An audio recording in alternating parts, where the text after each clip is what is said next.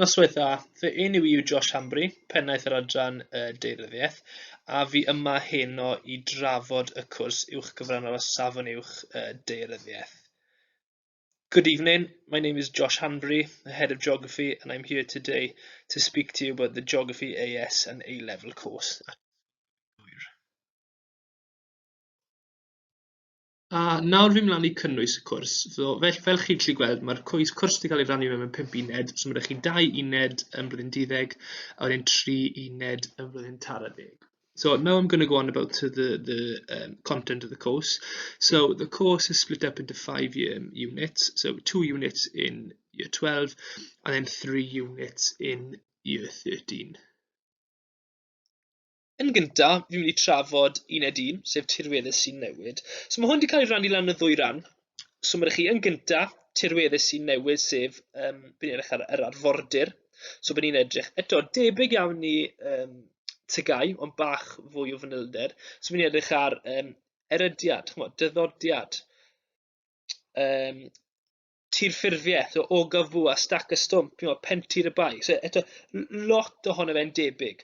Peryglon tectoneg bydd ni'n ymlaen i nesaf, sef yr ail ran. Eto, bydd ni'n cael llosg fynyddoedd, a deugynfeidd, tsunamis. Beth oedd fi achosi nhw? Beth oedd yr effeithiau? So debyg iawn i tygau, ond bach fwy o fanylder. So, now I just want to speak about Unit 1. So, Unit 1 is split into 2 parts. So first of all, we're looking at coasts, which is very similar to the GCC course, but into a bit more depth. So we'll be looking at erosion, landforms, and obviously how they form and change over time. And then next we will go on to tectonic hazards. So again, very similar to GCC, but into a bit more depth. So earthquakes, volcanoes, tsunamis, what caused them and the effects. So right, we will go into real depth on how all this happens. Nesa, hoffwn trafod uned 2, sef lleoedd sy'n newid. So, yn gyntaf, lleoedd sy'n newid, sef changing places. A eto, debyg i beth ni'n neud yn tygau, thema 2, o ran yr ochr dynol. So, bydd ni'n edrych ar sut mae'r ardal gwledig, yr ardal trefol yn newid. A wedyn, yr ail ran yw'r gwaith maes ffisegol a dynol. So, bydd ni'n mynd mas ar waith maes, bydd ni'n casglu data, corladu'r data, a wedyn bydd aroliad wedyn yn gofyn ni cwestiynau yn seiliedig ar y gwaith maes. So next, I'm going to talk about Unit 2, so changing places. So again, this is split up into 2. So first of all, you'd have changing places, and quite similar again to theme 2 in the GCC course. So we're looking how the countryside and the cities and the towns are all changing, over time. And then second part would be field work. So we're going out in the field, collecting data, analysing the data back in class, and then in the exam then they'll be asking us some specific questions on the data that we've collected. A dyma'r crynodeb o'r asesiad yn blwyddyn 12. So mae chi 2 aroliad, un aroliad ar uned 1, 2 awr, 24%, a uned 2 aroliad arall 1 awr a hanner, sy'n werth 6%. So here's a summary of the assessment. You've got Unit 1, 2-hour exam, 24%, and then Unit 2, an hour and a half exam, which is worth 60%. Felly, Uned 3. So, Uned 3 wedi cael ei rannu lan yn 3 ran. So, A, B, a C. So, yn gyntaf, mae chi dŵr a charbon. So, bydd ni'n edrych ar fel mae dŵr a charbon yn mae'r ran allweddol yn y byd ni'n byw ynddo. Trwy edrych ar y cylchred dŵr, cylchred carbon. So, eto, pethau ni wedi wneud yn tygau, ond eto, mae ni bach fwy o fanylder. Nesa, mae ni patron y mudo. So, bydd ni'n edrych ar fel mae mudo falle wedi newid dros y blynyddau o ganlyniad i globaleiddio. Bod technoleg newydd yn galluogi pobl yn gallu symud yn rhydd o wlad i wlad. Ac yn ola, mae'n chi ni'n edrych ar sialensau. Iawn? Felly, bydd hwn yn seiliedig ar gwaith blwyddyn 12. Iawn? Ond be bydd yn digwydd yn yr aroliad, bydd nhw'n rhoi lluniau a mapiau i chi yn yr aroliad i helpu chi ateb y cwestiwn na. So, Unit 3 is divided into 3 parts, so A, B, and C. So, first of all, we got water and carbon.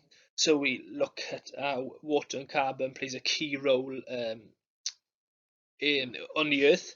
By looking at the water cycle, the carbon cycle, and again, very similar to what we do in GCC, but into a bit more depth.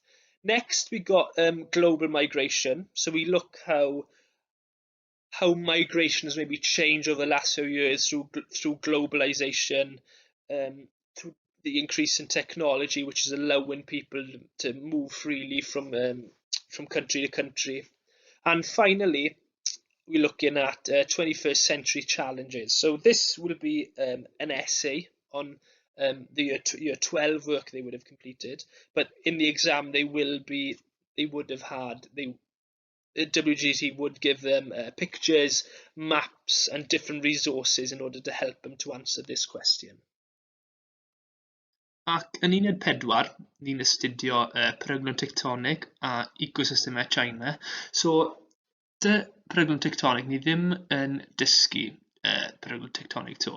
So, ni'n defnyddio gwybodaeth blwyddyn 12, ond mae'r papur yn seiliedig ar traethodau. So, traethodau. Hefyd, wedyn ni'n ymlaen i ecosystemau, gweld pa ecosystemau wahanol sy'n y byd ar effaith, a wedyn ni'n ymlaen i China i astudio gwleidyddiaeth China. So with Unit 4, we're looking at tectonic hazards again. So it'll be the exact same work as Year 12, but the exam will be based on an essay form.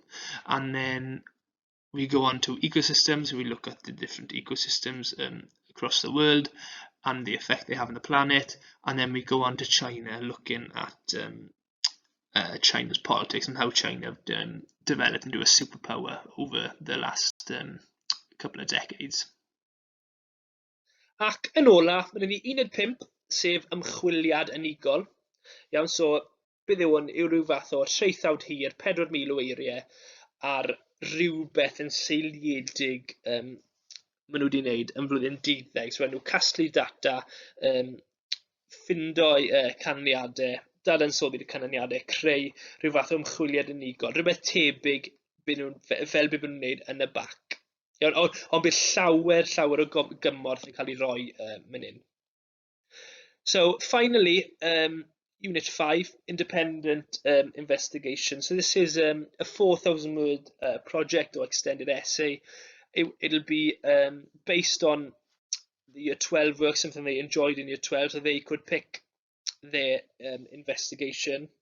And again, they would have to go out in the field, collect their data, find the results, analyze the results, and write up an investigation on